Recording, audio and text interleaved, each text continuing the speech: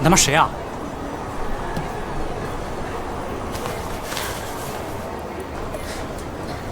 坤子，昨晚上大排档的事儿是你干的吧？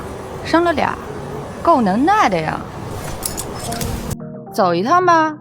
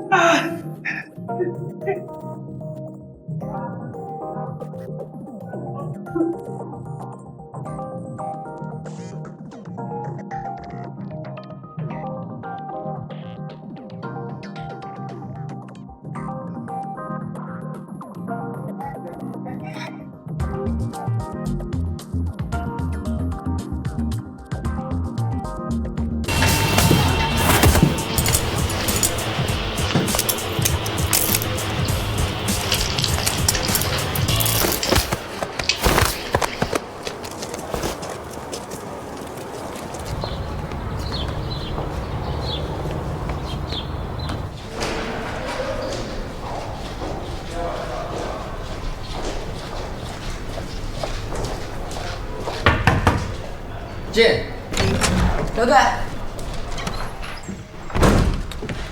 人抓到了吧？带回来了。干净利落迅速是你的作风。叫你回来是有个案子让你接手。什么案子？失踪案，看一下。由于案情特殊，失踪者全是女性，你查起来比较方便。这个案子以你为主导跟进，其他人从旁协助。说说你的看法。除失踪者之外，没有第二者明显的指纹，这点很怪异。敏锐，我再给你提供一些其他的信息。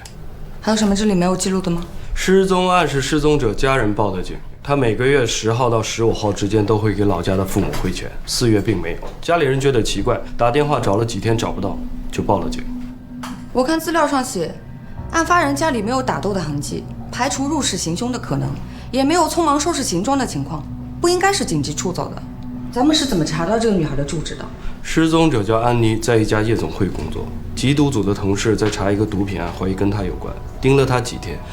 就在失踪案报案的前2天，毒品案收网，发现跟她没有关系，地址是缉毒部门的同事给的。关于那家夜总会，你去查查看，还有没有其他有用的线索。其他人在外面待命，记着低调行事，有情况及时汇报。是，我马上去。这房间有人来过吗？没有，自从你们走后，这房间的钥匙一直由我保管。好的，谢谢。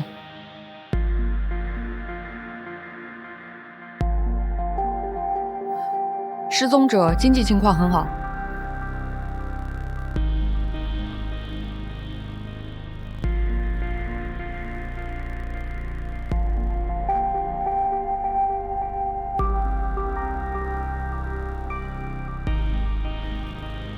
独居，长发，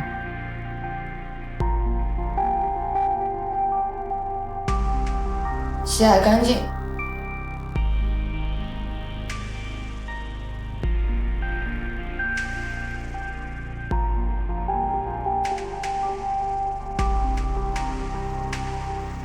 对化妆品很讲究。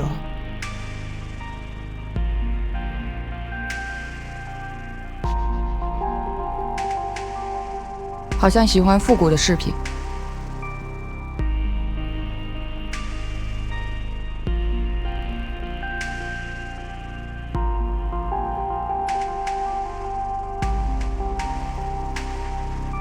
有追求者。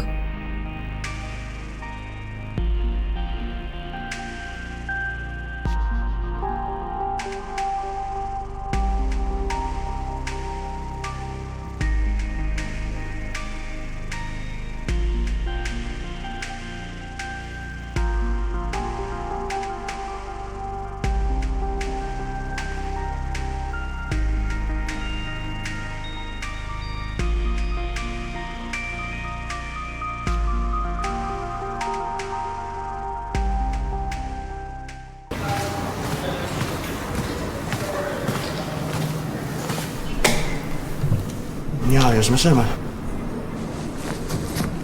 把你们经理找来。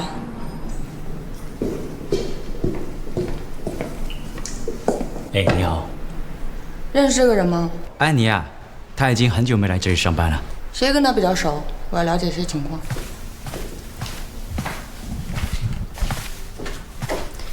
你叫菲菲？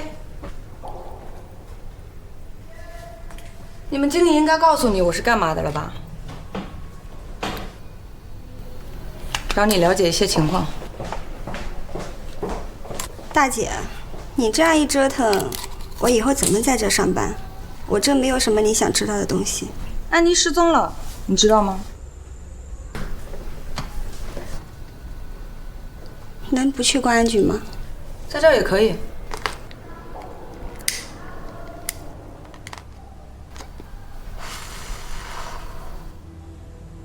干我们这行的，没有几个真心的朋友。安妮和我都是从小地方出来的，自然走得比较近。可是最近除了上班能见到她，平时很少联系。为什么最近很少联系？她说她恋爱了，就不想再干了。她有提示什么人吗？那倒没有。听安妮说，那个男的挺喜欢她的，不嫌弃她，好像还挺有钱的。知道那个男的叫什么？那我不知道。那个男的是在夜总会认识的客人吗？客人？哼，大姐，你不知道欢场无真爱吗？安妮最近的照片有没有？给我看看。那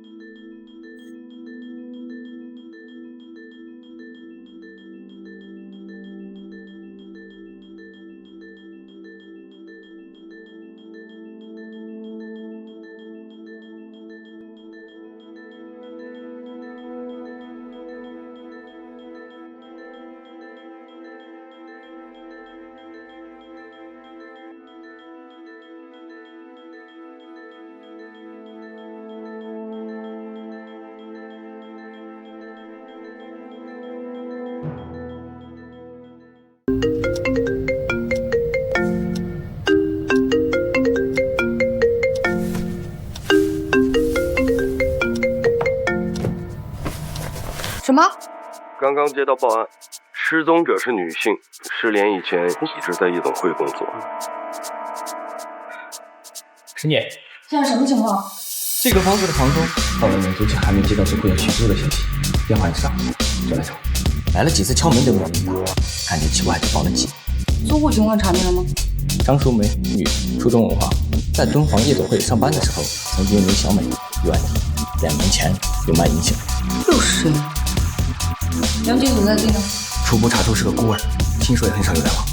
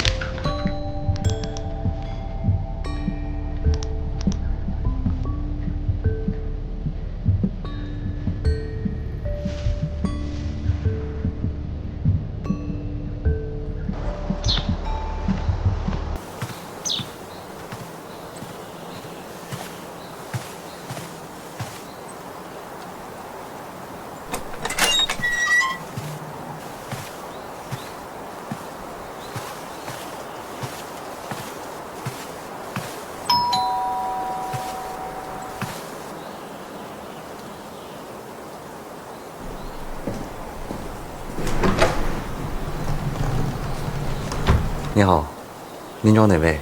你好，我想找一位叫郑源的先生。你是？我就是。有什么事情吗？哦，我是市刑警队的，我叫沈科，找您想了解一些情况。这边。沈警官，请坐。郑教授，说实话，我没来之前一直以为您是个50、60岁的老先生，没想到。叫我郑源吧。可是我这儿也可以称之为老先生了吧？来得很冒昧，请见谅。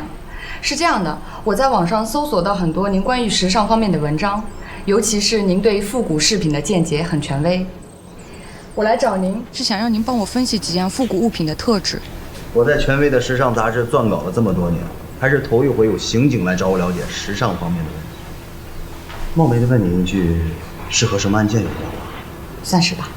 好，我尽力。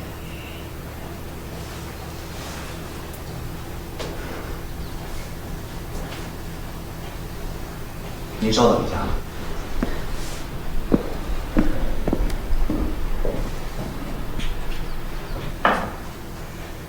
沈警官，请喝咖啡。谢谢。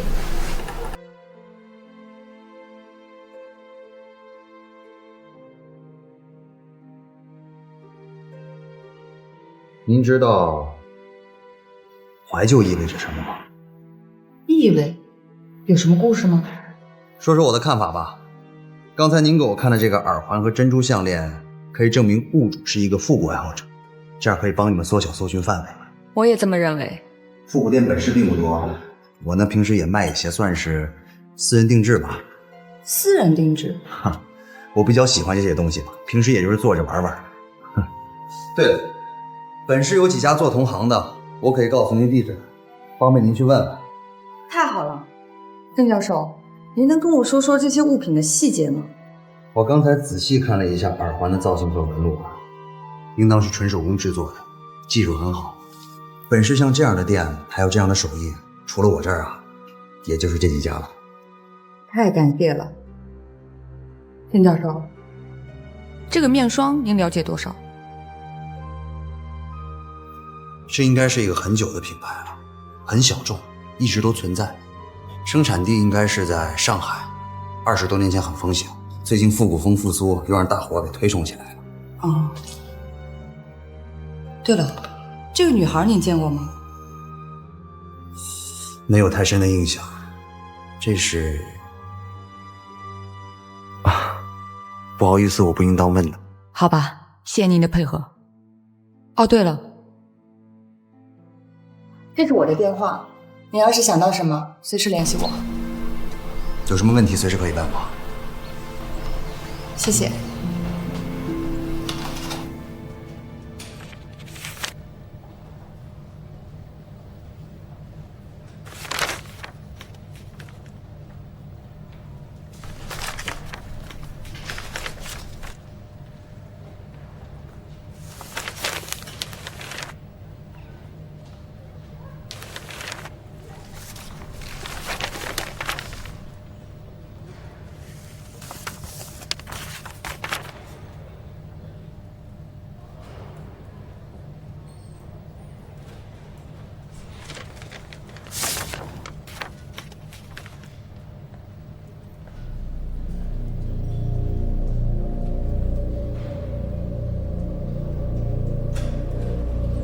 初步调查可以肯定，复古耳环、擦脸油这些物品有重要的价值。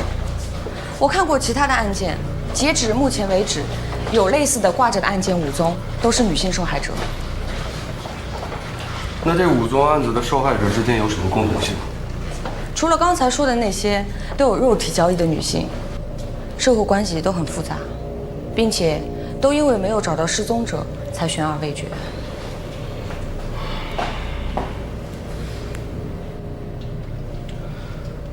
那你还是先从这条线索跟进，然后再全面排查5起案件，看看还有没有其他的共同性。我正在申请调查其他同类案件的证物，但是因为时间比较久远，所以需要有一定的时间。老李，沈科申请的证物你受累抓紧给办了。好，感谢。政务那边你不用担心，我叫人盯着。根据安妮的闺蜜得知，安妮在失踪前行为很反常，可能有了男朋友。但是有一点很值得怀疑，失踪者一个人住，怎么着也会有朋友之类的去过。可是案发现场只有失踪者一个人的指纹，太刻意反而奇怪。没错，反向思维。所以我想再去现场看看。我们现在就是在和时间赛跑，你每快上1秒，失踪者生存的几率就会大上1分。好，那我继续来留队。店里的这些耳环都是手工制作的吗？啊，是的，父辈留下来的手艺。对了，这女孩你见过吗？没有印象，店里买这类耳环的人不是太多，应该没有这个人。哦，对，买我饰品的有可能是网上订购的，相比较多一点。那这个女孩呢？你见过吗？也没有。你确定？确定。但是警官，这个耳环呢，确实是我做的，可是不一定是从我这边卖出去的。你的意思是说，有可能是从别的饰品店销售出去的？这个很正常，本地的、外地的都有。谢谢你的配合。啊，不客气。再见。好，慢走。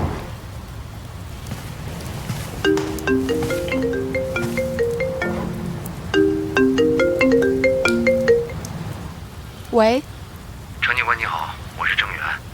你好，郑教授，找我什么事儿？你说过有什么想到的线索可以随时打给你。后来我仔细回忆了一下，你说的那个女孩好像来过我店里。真的吗？那您现在方便吗？我们约个地方见面细聊。滨海大桥怎么样？好，我半小时就到。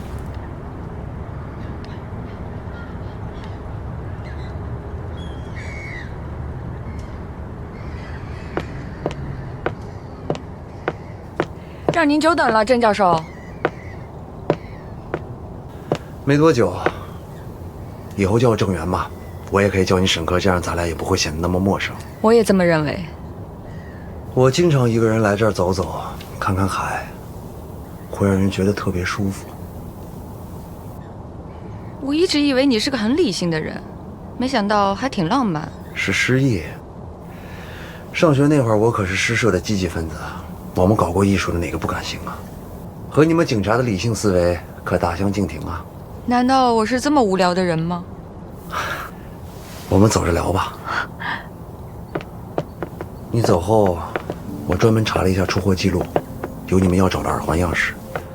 可能时间有点久远，也有点记不清了。我刚刚散步的时候，突然看到一个长发男孩，我想起来你们要找的那个失踪者确实来过我店里，应当买了那副复古耳环。长发男孩？那得是1个月前的事了。那个女孩和一个男人来的，中等身高，挺精神的，长头发，梳起来绑在后边，应当是她的男朋友。为什么说是她男朋友？我印象他们来了之后是挑了好几对耳环，有你照片上的那对。2个人的动作关系，应当是男女朋友。长发男子，这个线索太关键了。郑教授，郑源，郑源，这个长发男子的样貌特征你还有印象吗？方便的话，明天来警局做画像吧。好的，我尽力。再见。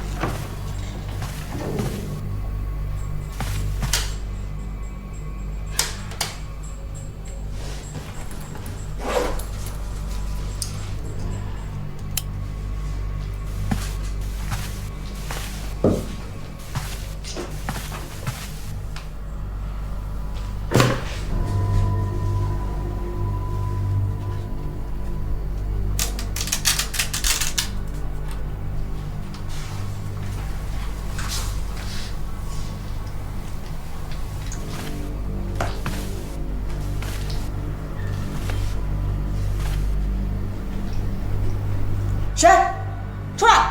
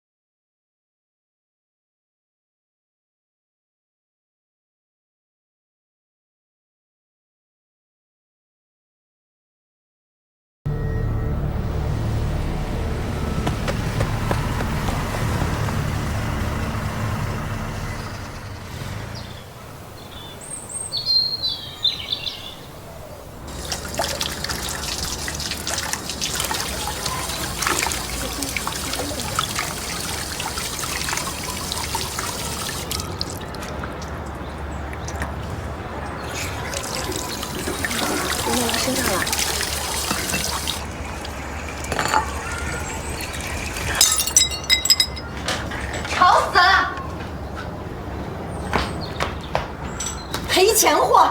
我当时留你们干什么啊？跟你们的爹都一个样，没个好东西。愣着干嘛啊？收拾呀，收拾呀！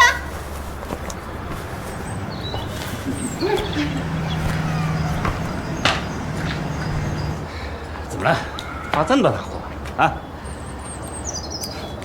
这么久都没来，我还以为你把我给忘了呢。唉，这不家里老婆管得严，走不开嘛。我让你带东西，你给我带了吗？嗯，带了。你看，姐姐疼不疼？这可是我花了很大的功夫才找过来的啊。我就喜欢这个味儿。嗯，我也喜欢呐。讨厌。哎，跟你说个正事儿啊，这次呢，我这边有一个非常重要的客户要来，只要把他给伺候好了，我这单生意能成功一大半啊。那这回你出多少？这个数。这么多？嗯，不过你不行，得要个出。明白，早就过了18岁了。走吧。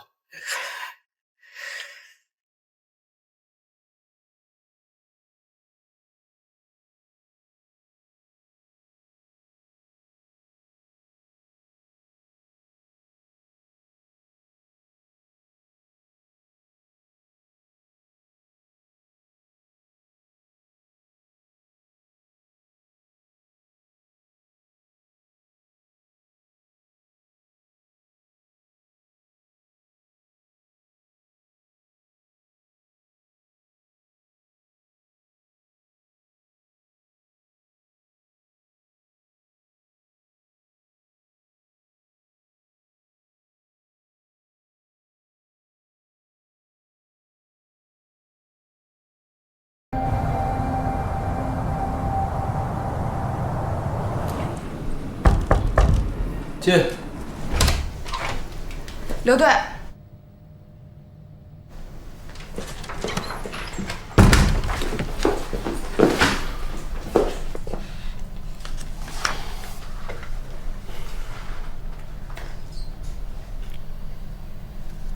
怎么样？皮外伤，不碍事。不碍事就好。但是沈科，下次再遇到同样的情况，你一定要先控制局面，再呼叫增援，明白吗？明白。但是这是我最近距离接触的犯罪嫌疑人，我不想放弃。没什么但是，下步一定。介绍一下案情。是。我接手的第一起失踪案发生在4月13号，简称安妮案。刚发生的小美案，根据外买单据判断是去年的5月4号。我还看过其他的卷宗，本市未破的失踪案还有几起，一起是2014年，一起是2015年，还有一起是2016年的3月23号。这5起案件的共同性就是失踪者都是通过不同形式的卖淫女性，并且都喜欢复古怀旧的女孩。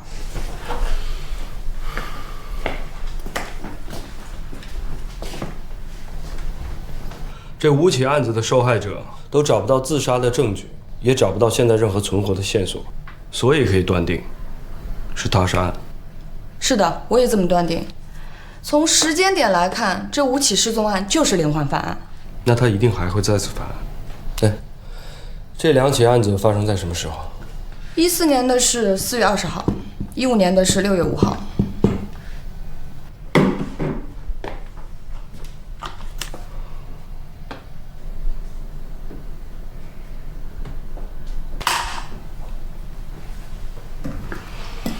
春夏犯案。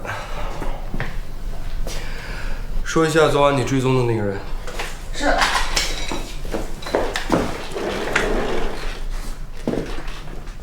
初步推断，我追击的这个男子就是连环案的重大嫌疑人。目前来看，这个男子就是失踪者安妮的男友。有证据吗？我在等 DNA 还有画像。喂。沈科要的画像和 DNA 比对结果做好了吗？送过来。还有什么？安妮公寓的监控报告你看了吗？看了。该男子的确是有重大的嫌疑，在安妮失踪的当天，安妮离开家之后，他又再次返回安妮的家中，应该就是在这个时间里抹去了自己的指纹和在场证据。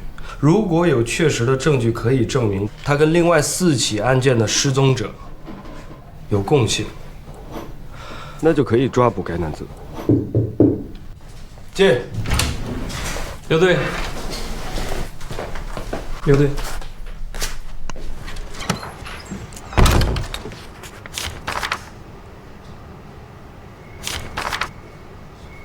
DNA 检测结果，你所取回来的头发是属于2个人，一男一女，都是长发。女性的身份就是安妮，而男性的身份也从犯罪数据中找到，叫徐宗磊，有多起入室行窃和诈骗的嫌疑，最后都因证据不足不了了之。受害者都是女性，属于情感诈骗，是同一个人，只是头发剪短了。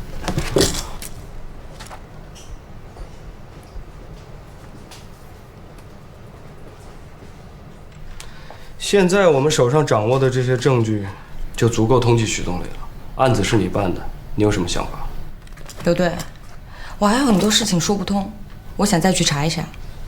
就算现在把他带回来，只能证明他去过413案失踪者的家里，可是失踪者没有任何的踪迹，我们没有办法对证。就算我们认为这5起失踪案有关联，但是没有尸体，这是最大的疑点。我可以再给你2天时间，如果你还找不到证据的话，就把人找到，抓回来再说。是。陈哥，这种连环犯案通常都会有一个惯用的手法，而且从我的经验来看，这些日期上一定可以找到一些线索，你去查查看。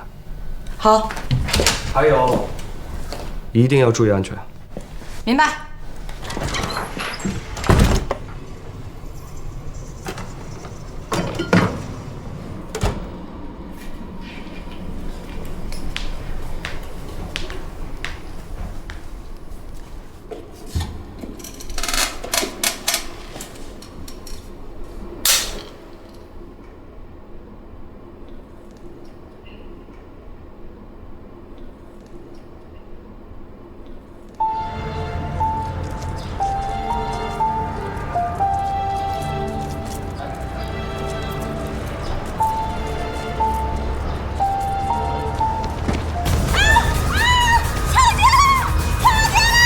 闺女，待着别动啊！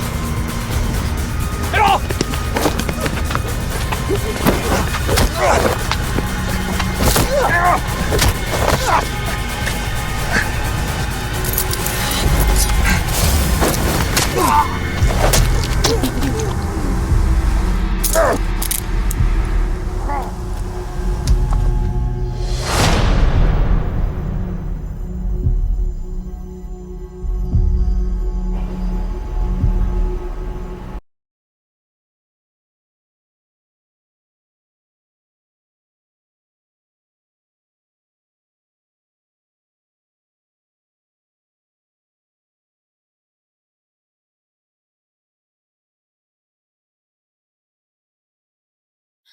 ！14年的4月20号，15年的6月5号，16年的3月23号，17年的5月4号和今年的4月3号。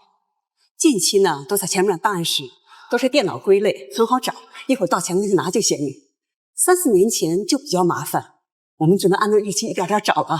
好的，没问题。听说你们做刑警的都是没日没夜的，姑娘结婚了没有？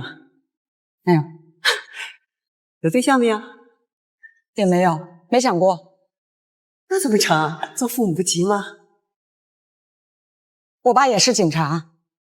哦，那到了。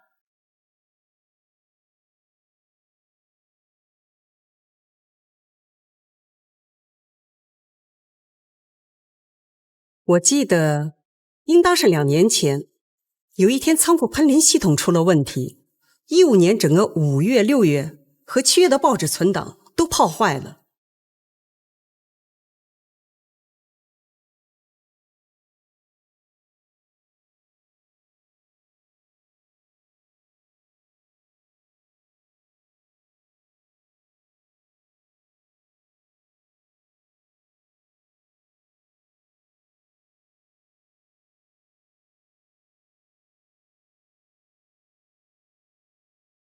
您叫我们调查的我已经调查了，3月23日和6月5日的气象记录，2天都是阴天，并没有下雨。但是发现因为是梅雨季节，1个月20天左右都在下雨，大部分都是阴天。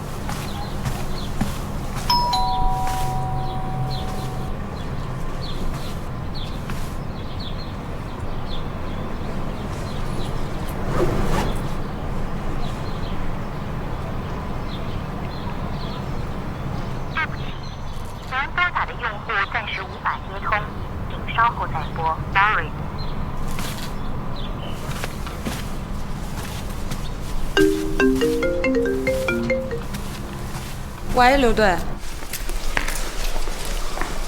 这辆是1年前504失踪案失踪者小美的车，在地库里停了1年多，找不到车主，管理员打电话报警，就通知了我们。刘队，看来这次是最直接接触失踪者信息了。没错，你有什么看法？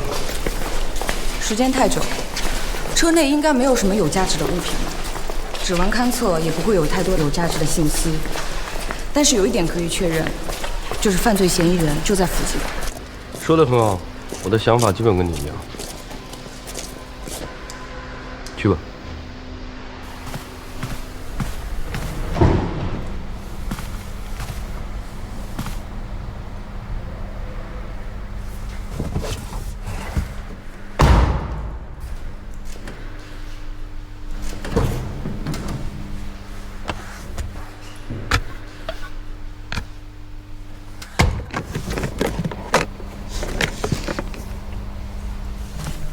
刘队，你看，又是这个。看来今天有的忙了。这人有没有见过？没见过。这个女孩呢？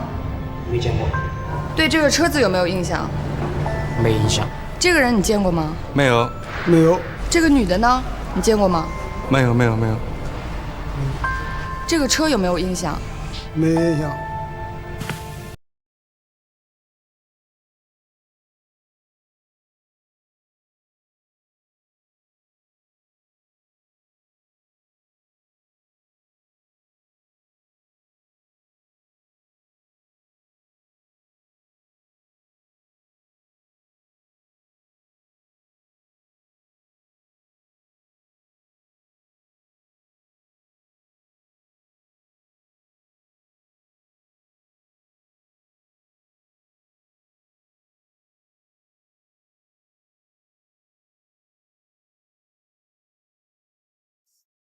唉，怎么？累了吗？那我给你讲个故事吧。从前有个小警员，在他刚入行的时候，听同事讲起一位前辈的事情，说这位前辈破获了很多疑难的案子，立了很多功，算是我们警队的传奇。可是有一天，他下班回家的路上遇到了持械的歹徒，他冲上去与歹徒英勇的搏斗，最后却身中数刀。他依然把自己和歹徒铐在了一起。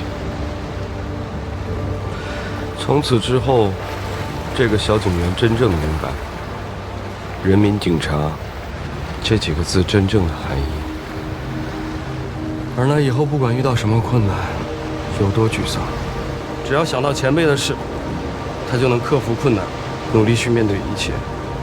所以沈哥，我们应该知道和学会从哪里去获得力量，而不是一个人去面对。我们的梦想就是没有工作可以做，没有坏人可以抓，没有邪恶等着我们去消灭。那为了做到这一切，我们付出再多的努力都是值得的。刘队，你不用说，我都明白。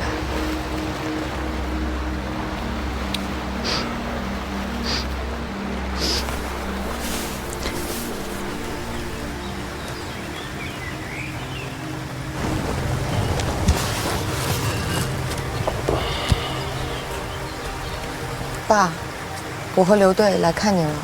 沈队，你放心，沈科表现得很好，现在已经成为了一名优秀的人民警察。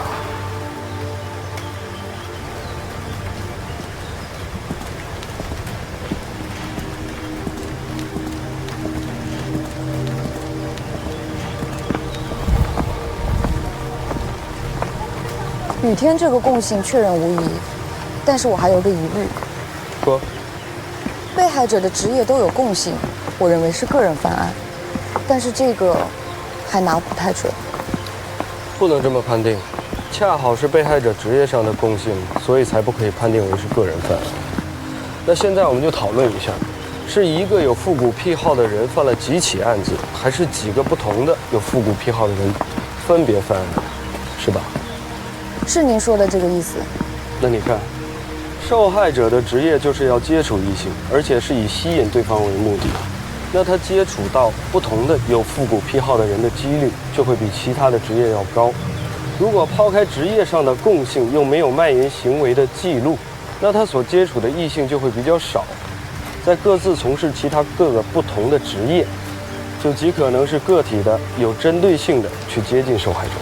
您说的有一定的道理，但是我却觉得，正因为他们的职业一致，并且是这样的特殊，才更容易接触喜欢这种癖好的人，也就是他们接待的客人。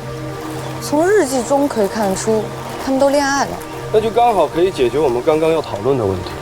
如果受害者恋爱的对象都是同一个人的话，就可以确认是个体有针对性的连环犯案，反之则不是。是，我马上去查。对了，沈科，我再提醒你几点：日记代表隐私，耳环是视觉的冲击，面霜是嗅觉的刺激，再加上阴雨天这种特定的环境氛围，受害者的职业很容易让人想到性和欲望。那能够把这些点全部串联在一起，成为一条线索指向的，就必定是凶手。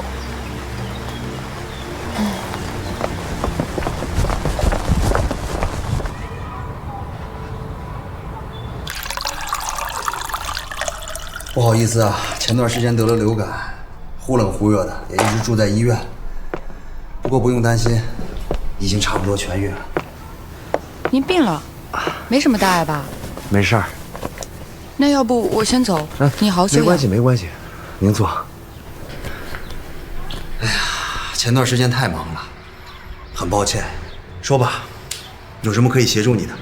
确实，我现在的进展需要您的协助和分析，有几个问题想跟你讨教一下。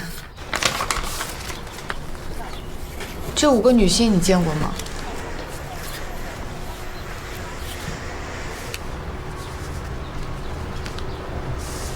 最后这个女孩，我应当跟你说过来过我店里和她男朋友，其他的没有太深的印象。那这些呢？您看一下，这些物品非常重要。我查了一下，差不多都是同样的材质。有什么直观感受吗？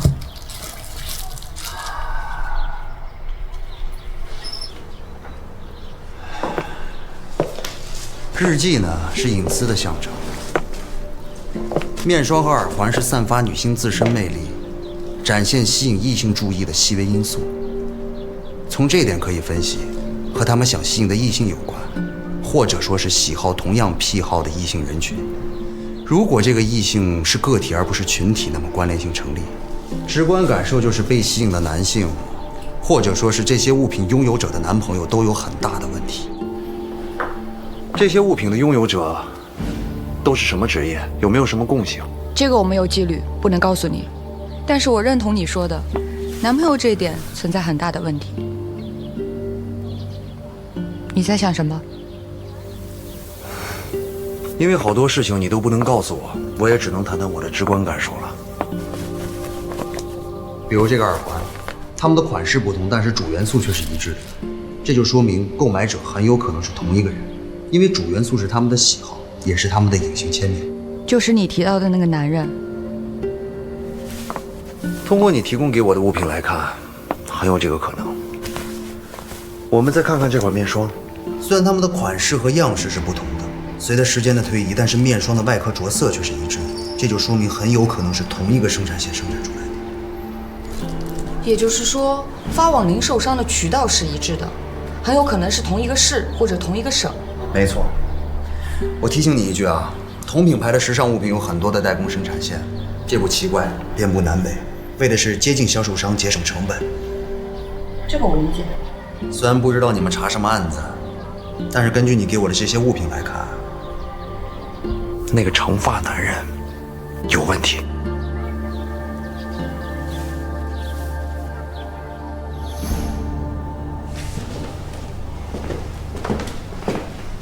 对不对？是你。这个是我们昨天联系到的，是个刘斌的女君子，徐宗磊的同伙，就是那个和几起失踪案有关联的嫌犯，申请你上次追的那个。郑姐，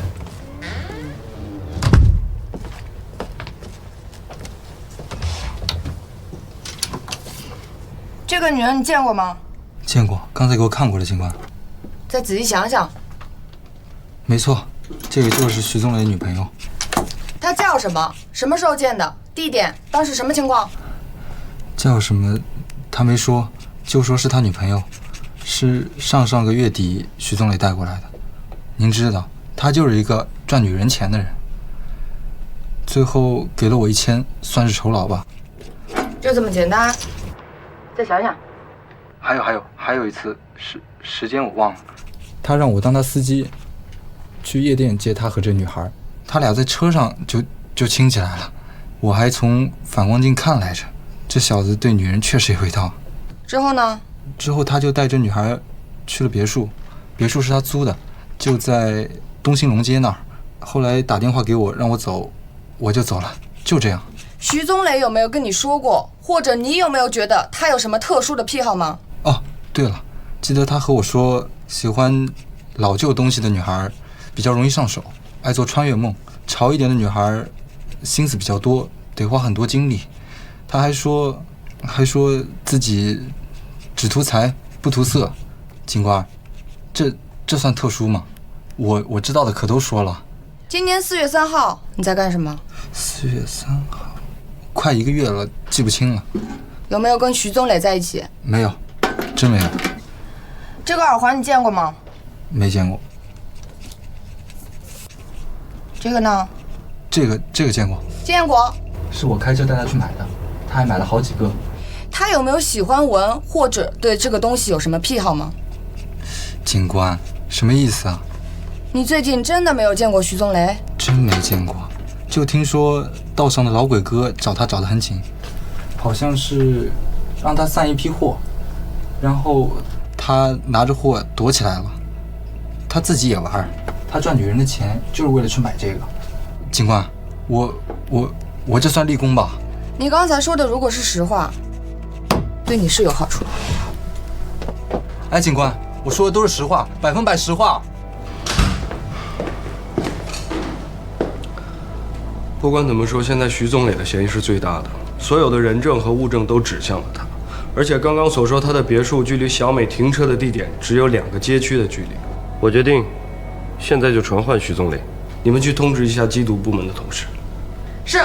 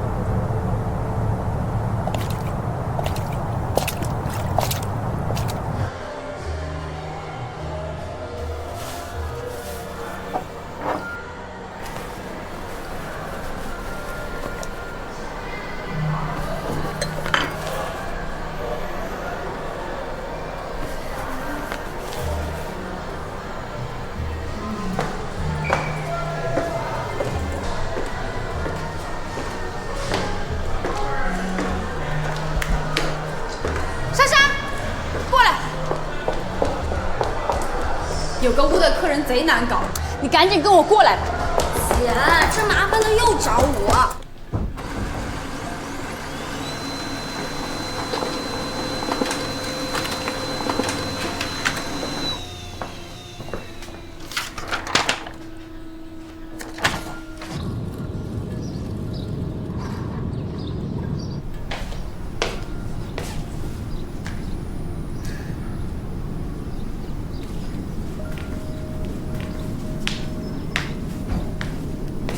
这房子挺大，昨天喝多了，也没仔细看。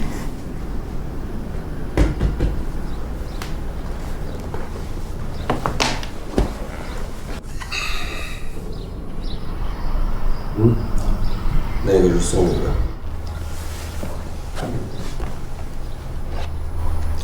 但就是不知道这个款式你会不会觉得老气？复古的东西我都挺喜欢的。更何况是你送的，喜欢就行。那下回见我的时候，一定要带着它。哎，对了，昨天晚上没回家，告诉别人了吗？哦，对了，你不说我都忘了，我得给我姐妹回一电话。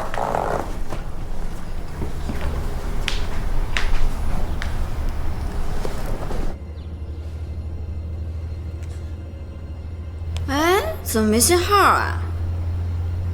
这手机又坏了？怎么回事啊？重启试试看。那我送你一台新的吧。真的假的？真的。现在去收拾，马上就带你去买。那以后我就直接联系你过来了。那我先去收拾了。去吧。哦，对了，昨天你身上红红的一大片，现在看怎么没有了？奇怪。一喝酒就这样，皮肤过敏吗？好了，快去收拾吧。那我先去收拾啊。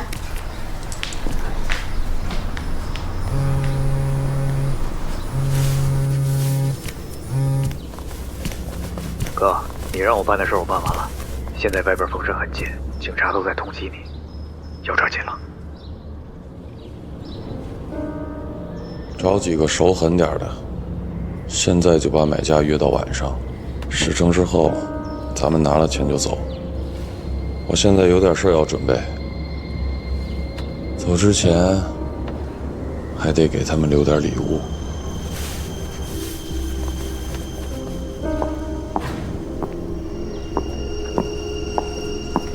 收拾好了，我们走吧。生意上突然有点急事儿，我处理完了马上就回来。这样，你呀，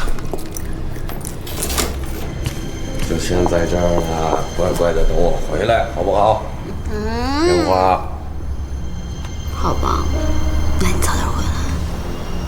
放心吧。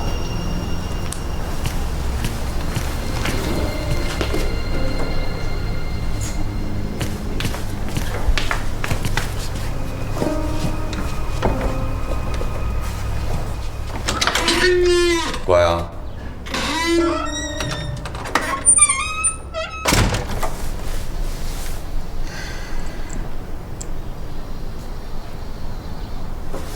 缉毒那边的警队发现徐宗磊一伙人有毒品交易，我们赶紧过去。终于出现了。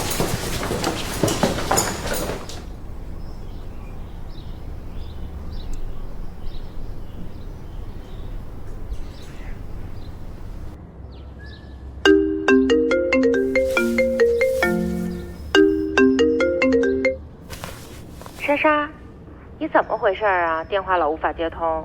姐，我手机出问题了，怎么了？差点耽误事儿，有客人找你过去，麻利点啊。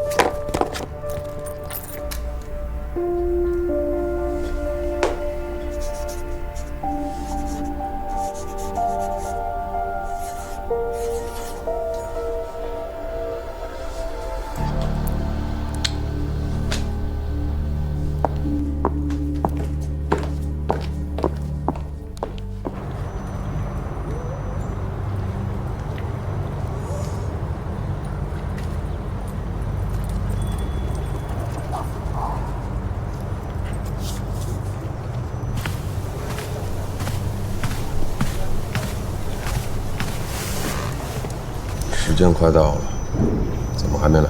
没问题，那边说的很肯定。罩子放亮点，一会儿到点还没来，拿着货直接撤。放心，哥，这几个都是我在市外找的亡命徒，身上背着几条人命，拿钱办事儿。对了，让你抓的人呢？已经办妥了。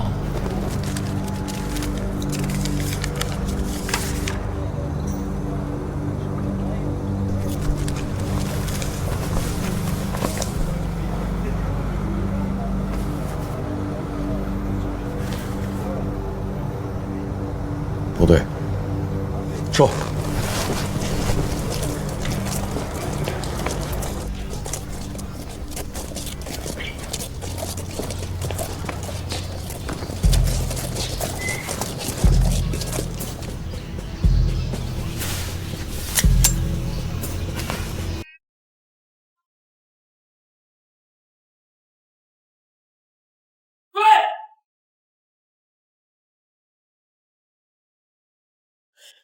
分得吧。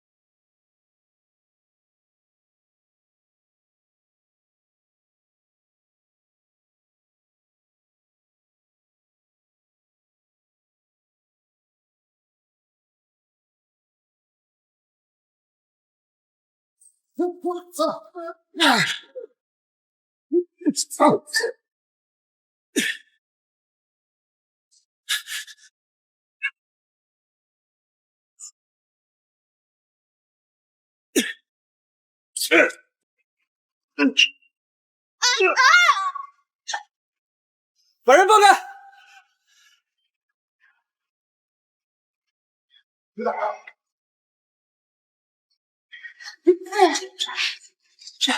没事吧？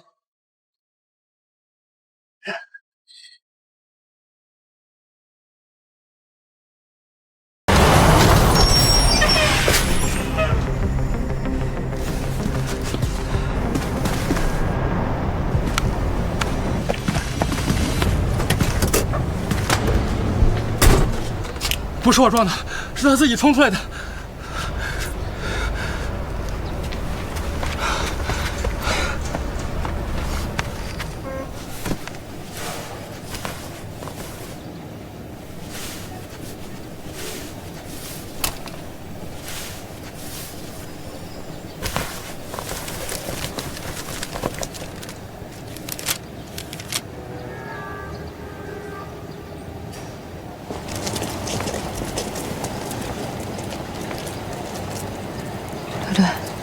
这地址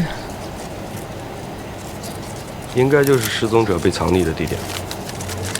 你伤得怎么样？没事。我带队过去，你回去检查一下。我也去。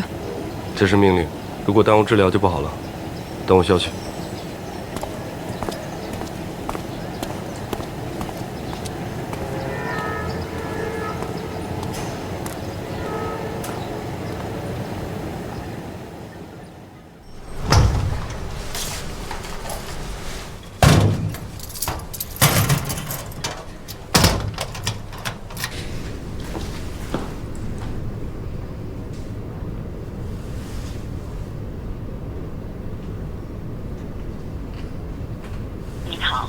拨打的电话已关机。The phone you are calling is powered off.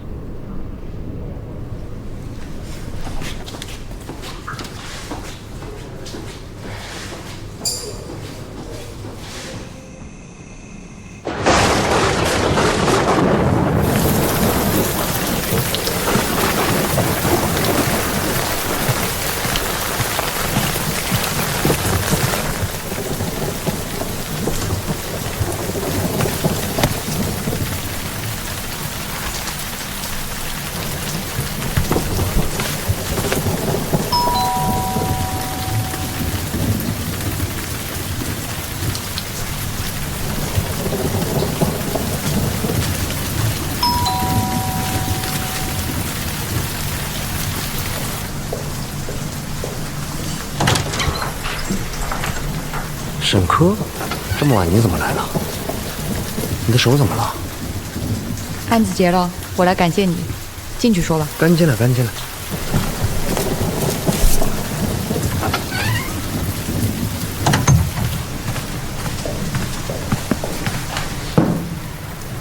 刚才在点对库存，也没听见你的门铃声，手没什么大碍吧？小伤，这是我的荣誉。还能喝酒吗？没事儿，算是庆祝。好，我陪你好好庆祝一下。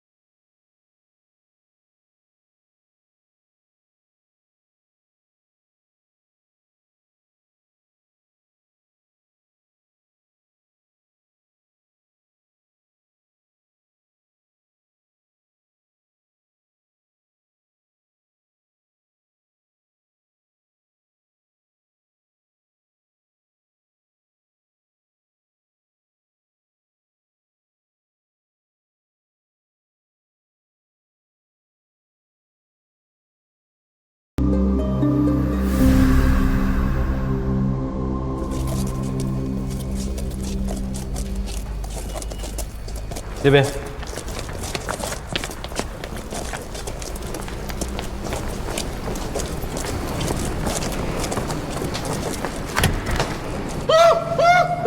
这是我们一直在找的毒贩，毒贩老鬼。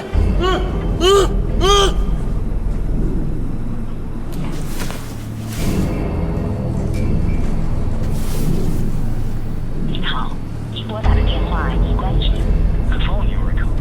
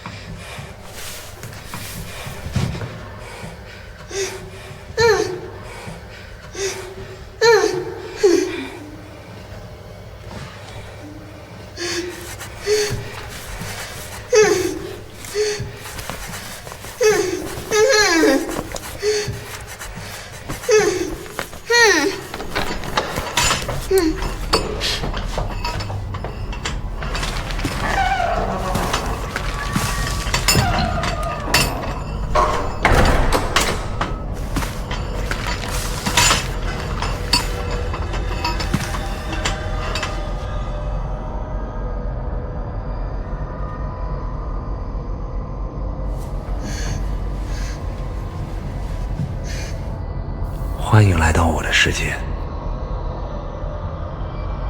沈警官。意外吗？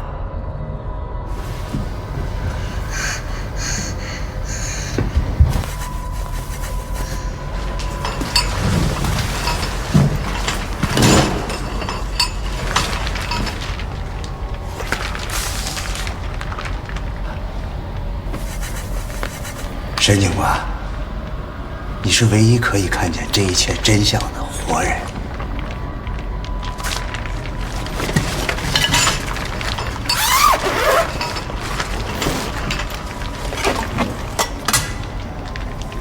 每一个雨夜，我都会拿着同一把伞，嗅着同样的气味，寻找我的那个人。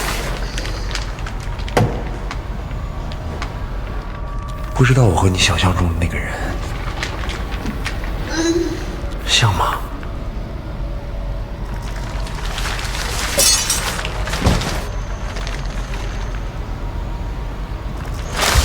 但是你太不快了，你为什么阻止我？阻止我享受这一切的快感？你知道吗？每一个雨夜，我是多么煎熬吗？一次一次让我想起我的童年，我的妈妈，她的性质，她的耳环，她的恶行和罪证。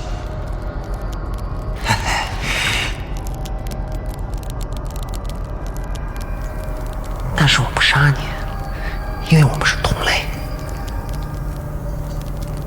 好好欣赏吧。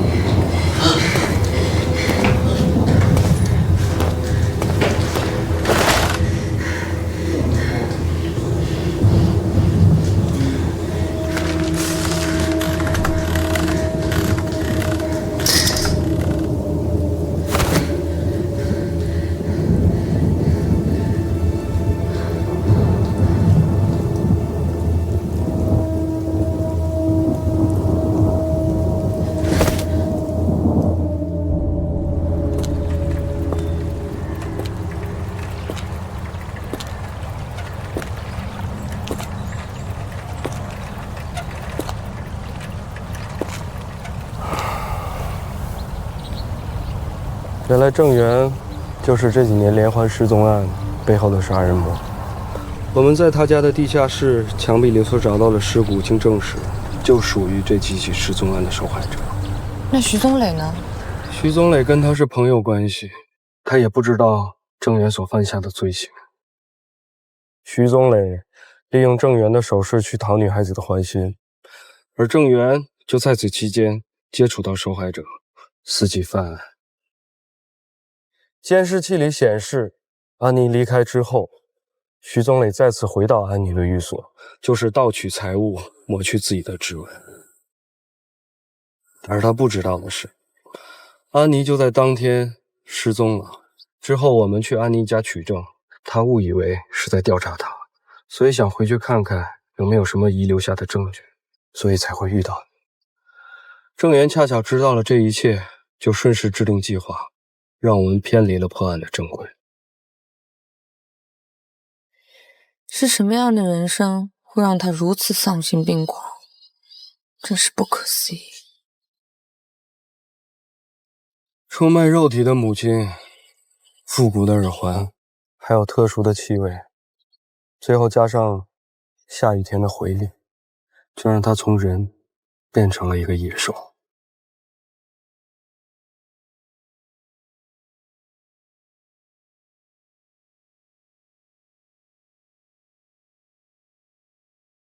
陈哥，想什么呢？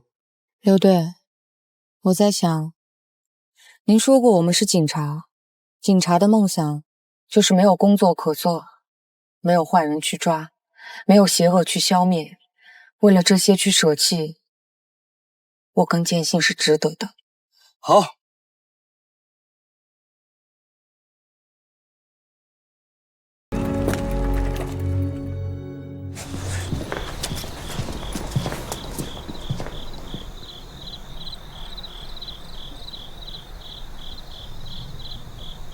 宝贝，以后这儿就是你的家啦。